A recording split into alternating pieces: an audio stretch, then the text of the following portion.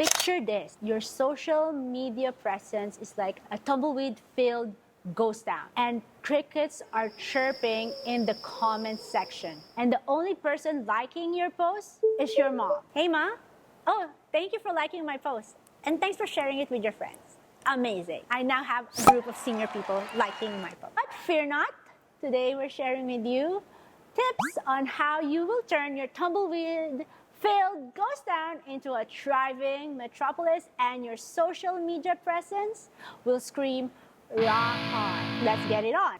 Starting a social media presence or starting in social media can feel like landing a spaceship in Mars. It can be lonely, confusing, and you don't know what to do because you seem to not be getting and reaching your target audience, or you're not getting the likes and the impressions and the engagement, even the shares that you want. But don't worry, you don't need Elon Musk's rocket to reach or blast off into space and reach those heights. I hope these tips, with a sprinkle of your own awesome personal touch, it will help grow your social media presence and help you start and reaching your social media goals. So let's start with tip number 1, an important tip for defining your brand's identity. You might need a brand expert to help you with this, but if you have already defined your brand identity, you can easily craft the message and you can easily know where to post and you can easily reach your target audience. It's like Sephora. Talk about Sephora, we know they're talking about makeup, cosmetics, beauty,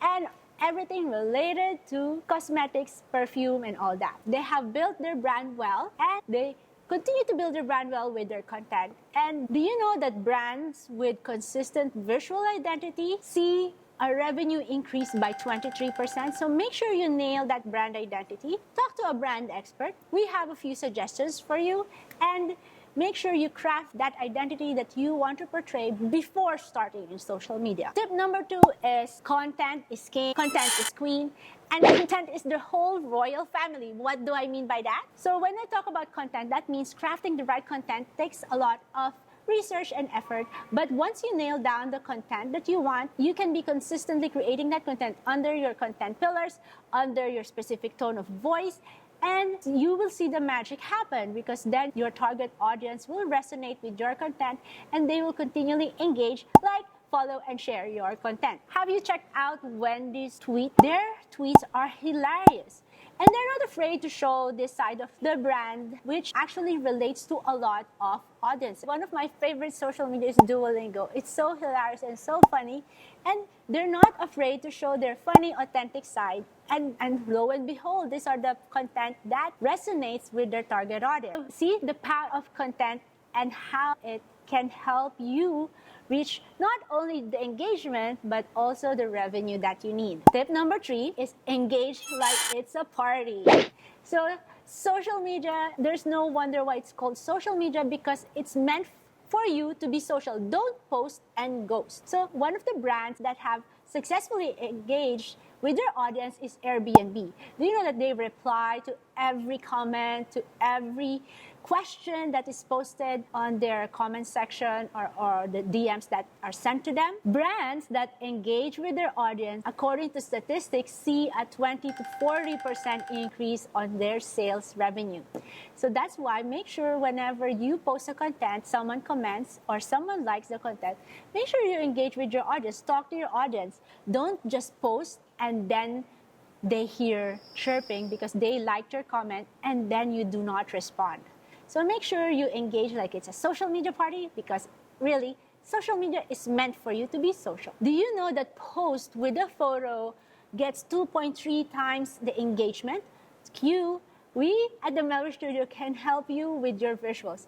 We can help you with your visual strategy, craft an engaging image, even film a video for you, which, by the way, a video produces more results than photo. So if you think content is king, really, it's the whole royal family. So make sure that you create content that's compelling.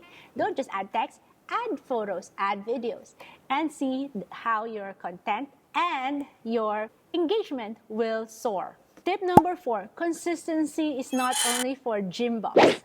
So what do I mean by that? Consistency is important for you to get an engaged audience or for you to be able to build a loyal audience if you're starting in social media. That means post consistently on a certain time period. If you want to post at 10 a.m. every day, make sure that you show up 10 a.m. every day so then you get that consistent following.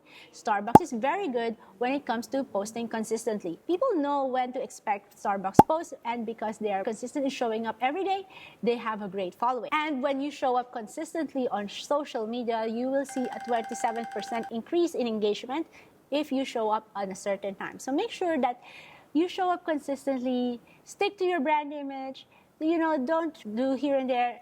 Make sure to also engage with the audience. So that's very important. And my next tip is hashtag. Here's an idea for you. Why don't you create a hashtag that is unique to your brand or to your business?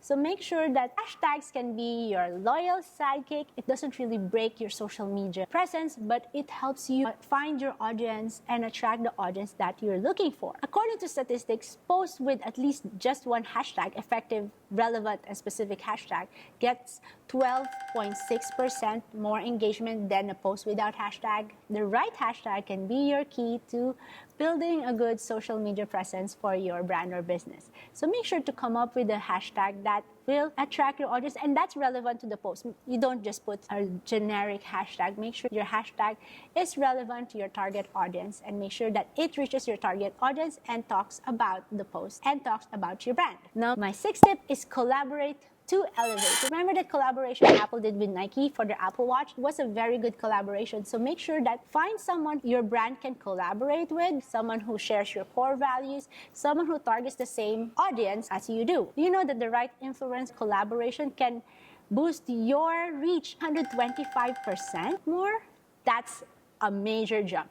So make sure to find the right person to or brand to collaborate with and see what difference it can make for your business or your social media presence. And my last tip is analytics.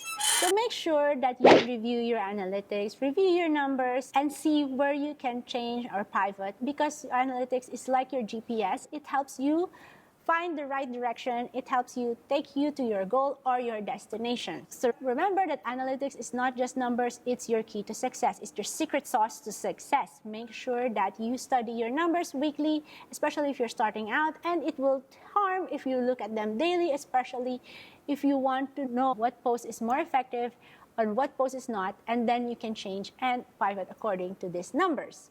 So there you go, folks. I hope these 7 tips has helped you a lot and gave you ideas to start your social media presence. And I hope your social media presence won't hear crickets chirping in the comment section. And make sure that it's not just your mom liking and sharing your post. And if you found this video interesting or if you found value in this video, make sure you hit the like button below and subscribe. See you in the next one.